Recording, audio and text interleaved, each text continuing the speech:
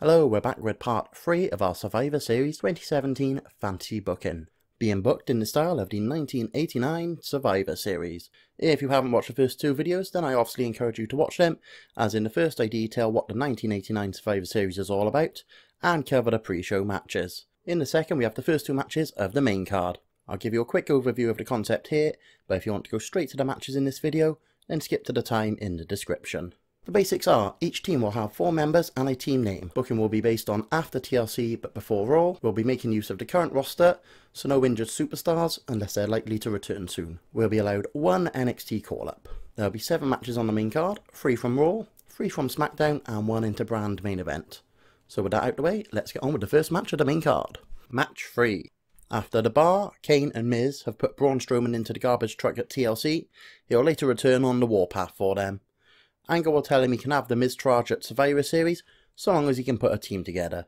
There are a few superstars he actually wants to team up, as he has little respect for them. He will, however, begrudgingly accept help from Samoa Joe, as he offers to join his team, as in return, he'll have a run-in with The Miz. There'll still be 2 members short, but Joe will suggest some guys he knows from his time in NXT, even if it is for one night only.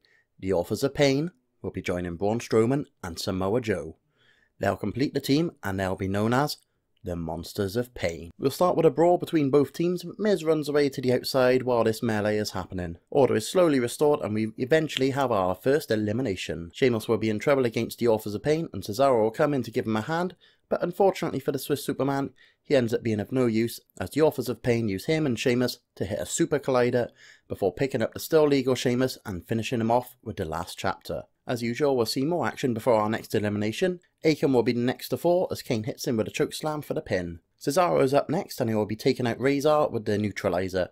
It's been a good showing from NXT's Authors of Pain, having taken care of Sheamus, but their day is done.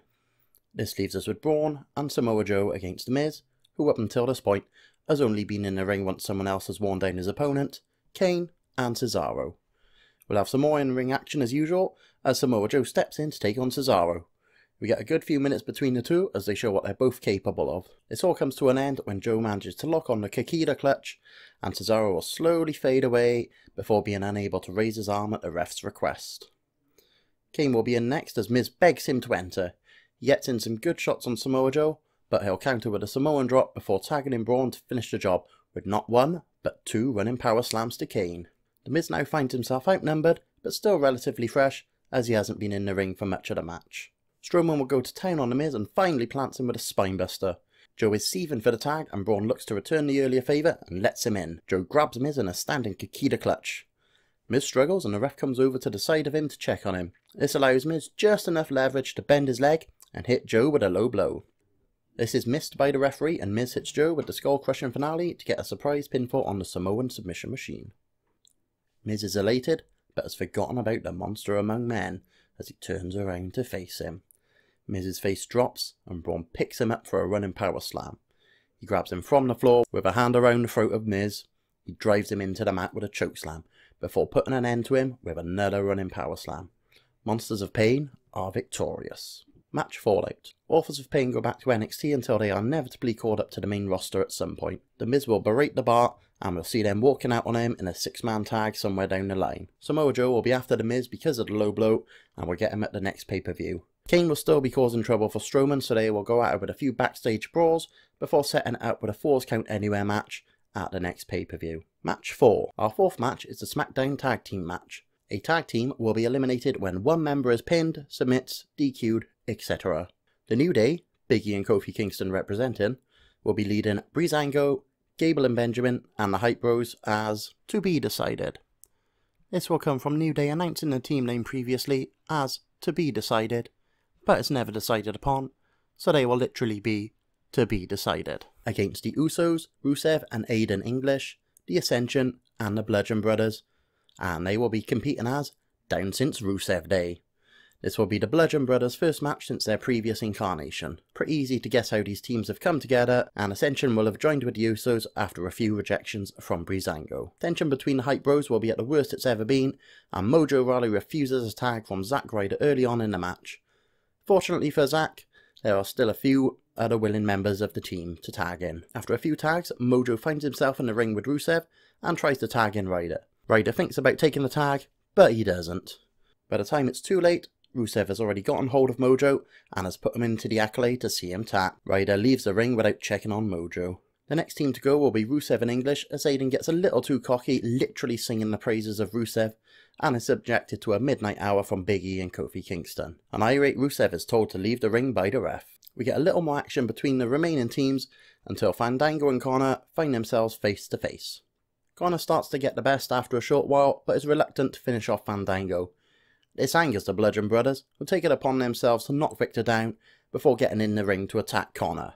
The New Day and Gable and Benjamin are unmoved by this, but Tyler Breeze jumps into the ring and tries to fend them off. Connor is kicked out the ring as the Bludgeon Brothers prove to be too much for Tyler Breeze, even when Fandango gets back up to help. The ref starts to count for the Bludgeon Brothers to get out the ring, but they ignore it and get themselves disqualified. They finally leave after delivering a finisher to Connor on the outside. He's still the legal man, and this finds Connor counted out. While the ref is counting out Connor, the Usos move to the vacant turnbuckles, and as soon as they hear 10, they launch themselves from the top rope and deliver a double splash to Fandango. 1 free count later, and Breezango have been eliminated. We're down to New Day and Gable and Benjamin against the Usos. We'll see some tags between New Day and Gable and Benjamin as they start to take advantage of the numbers game. This all adds up to New Day and Gable and Benjamin both hitting their finishers to an Uso, before they're both pinned at the same time to see New Day and Gable and Benjamin as the sole survivors. Match fallout. With Tyler Breeze coming in to try and save Connor, we'll see Ascension and Breezango informally teaming up for a while. They'll be feuding with the Bludgeon Brothers with a few tag matches against them on SmackDown, or leading to a 4-on-2 handicap match at the next pay-per-view. New Day and Gable and Benjamin will compete in a number 1 contenders match for a shot at the Usos tag team titles, but it will have interference from Rusev in English that leads to Gable and Benjamin getting the win. A few 8-man tag matches between these teams on SmackDown will give us a tag team title match of Gable and Benjamin versus Usos, with New Day and Rusev in English accompanying the respective teams. I hope you've all enjoyed these 2 offerings from Raw and Smackdown. Next time we'll have the last of the Raw and Smackdown exclusive matches before the last video, which will cover Team Raw versus Team Smackdown. So remember, if you like what you've seen, press the thumbs up button. If you want your friends to know about this, share the video, and if you haven't already and you want to be really cool, subscribe. So until next time, see ya!